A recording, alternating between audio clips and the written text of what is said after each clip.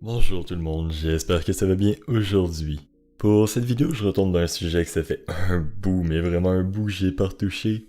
Je vais aller voir la fondation SCP. Et quoi de mieux pour commencer que de vous parler par le SCP-001. SCP-001. Classe Euclide Keter. Procédure de confinement spéciale. Compte tenu de la nature de SCP-001, aucune procédure de confinement classique n'est nécessaire. Le site 0 doit contenir du matériel de surveillance de SCP-001 opérationnel à tout moment, et ça à une distance de sécurité de 10 km d'un emplacement prédéterminé. L'emplacement du site 0 ne doit être connu que de l'actuel administrateur et du seul membre des O5 de région abrahamique, O5-14, assigné à la surveillance de SCP-001 depuis le site 0. Ce dernier est autorisé à prendre toutes les mesures nécessaires si jamais SCP-001 devient actif, et doit alerter immédiatement l'administrateur et les autres membres du conseil O5 si des changements de comportement de SCP-001 sont constatés. Ces changements pouvant constituer le début d'un scénario de fin du monde, Patmos de classe XK. Si jamais SCP-001 devenait actif de quelque façon que ce soit, le personnel doit immédiatement consulter la procédure d'urgence Patmos. Les algorithmes de décodage de la procédure d'urgence Patmos doivent être conservés sur le site 0, en possession de matériel de surveillance désigné, et doivent être transmis à tous les autres sites de la Fondation si jamais SCP-001 devient actif. Le personnel de la Fondation ayant un rôle vital dans une ou plusieurs variantes de la procédure d'urgence Patmos doivent être informés de prendre les précautions suivantes. De maintenir de bonnes relations avec une ou plusieurs religions abrahamiques organisées. De toujours avoir à disposition les fournitures suivantes. De l'eau bénite, un chapelet, un crucifix, une sainte croix, un tapis de prière, ou d'autres symboles bénis par un ecclésiastique de religion abrahamique d'un rang équivalent ou supérieur à celui d'un évêque. Une copie des textes sacrés des religions abrahamiques, Torah, Bible, Coran, et les fournitures d'urgence standards mobiles. Dans le cas d'un scénario d'adoration dû à un phénomène pré-millénialiste, tous les membres du personnel ayant un rôle vital doivent désigner un second membre du personnel qui ne soit pas de confession abrahamique.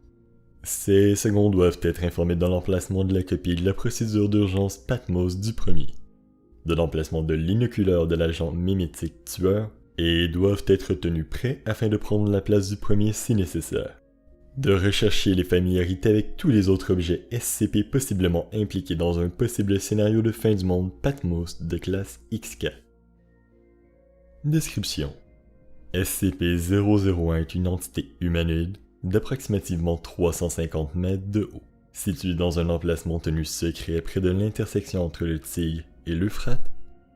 Sont connues à propos de l'entité les caractéristiques suivantes. Un certain nombre d'appendices lumineux ressemblant à des ailes émergeant des épaules, du dos, des tempes, des chevilles et des poignets de l'entité. Bien qu'un compte précis n'ait jamais été établi, la plupart des observateurs placent le nombre d'ailes entre 2 et 108, avec un nombre moyen de 4 ailes.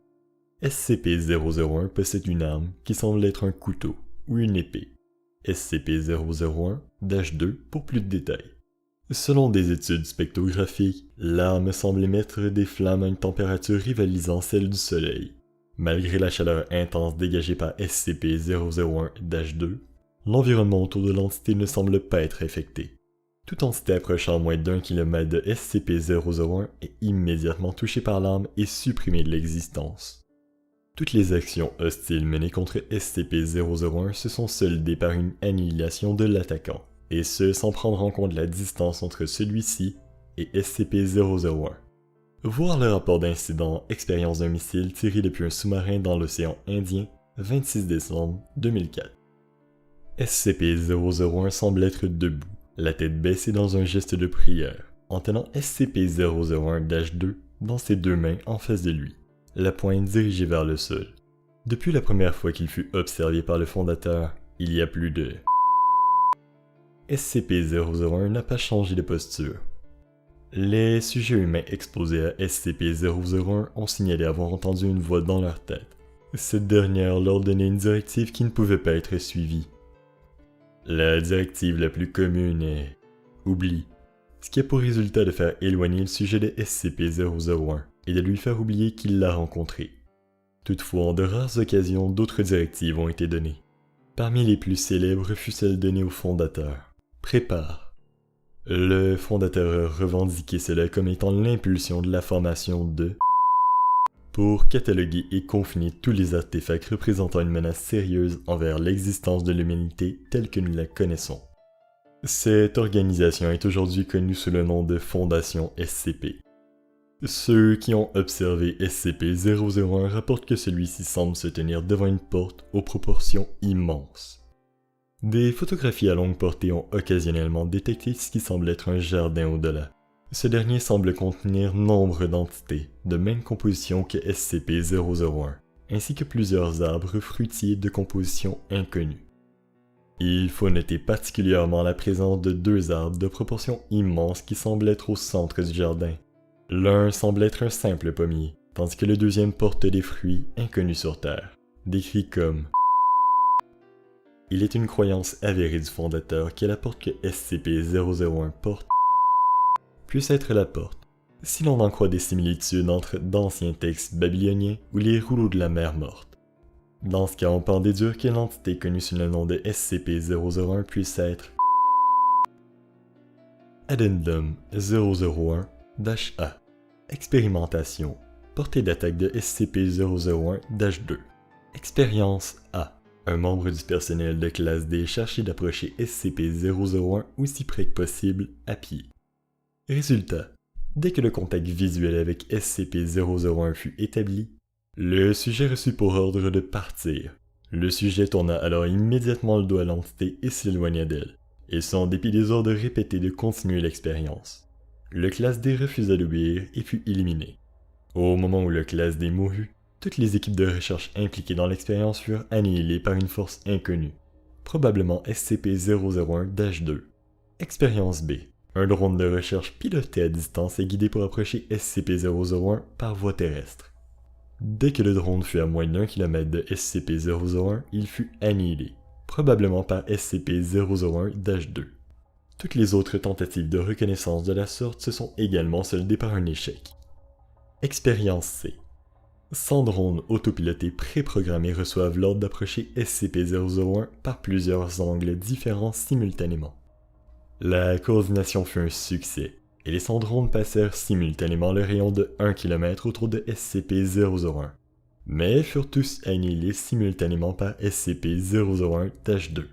L'équipe d'observation du site 0 signala que SCP-001-2 semblait alors frapper dans toutes les directions à la fois.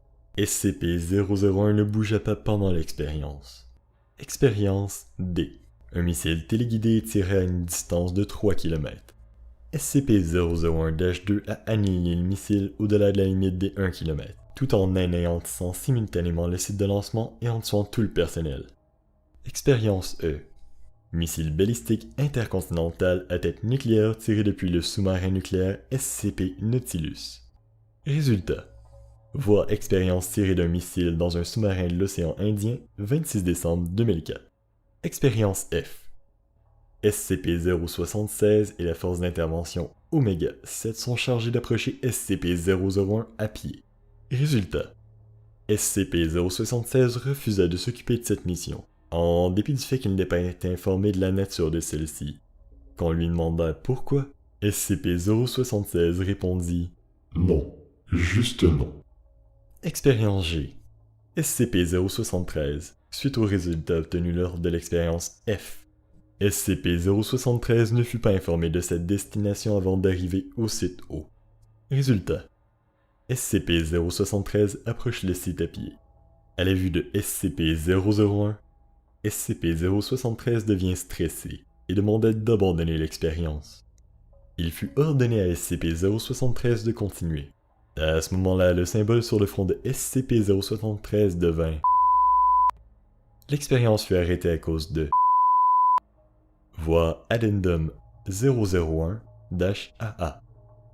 Addendum 001-AA. Par ordre de l'administrateur, aucune nouvelle expérience ne doit être menée sur SCP-001. Aucun autre SCP ne doit être exposé à SCP-001. SCP-001 ne doit pas être utilisé pour se débarrasser de SCP dangereux. voir les nouvelles procédures de confinement pour plus de détails. Et c'est ce qui va mettre fin à la vidéo sur les SCP. J'espère que ça vous a plu. J'ai bien aimé redécouvrir l'univers des SCP et j'aimerais disons, retomber un peu dans cet univers au fur et à mesure des prochaines semaines. Mais avant tout, je voudrais savoir si bien sûr cela vous a intéressé, si vous voulez voir d'autres vidéos de ce type dans les commentaires.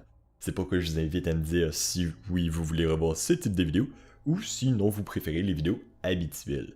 Encore une fois, merci d'avoir regardé la vidéo. Je vous invite à la partager et à laisser un petit commentaire si ça vous a plu. Soyez forts durant le confinement les gens, et je vous envoie plein d'amour du Québec. Allez la bise!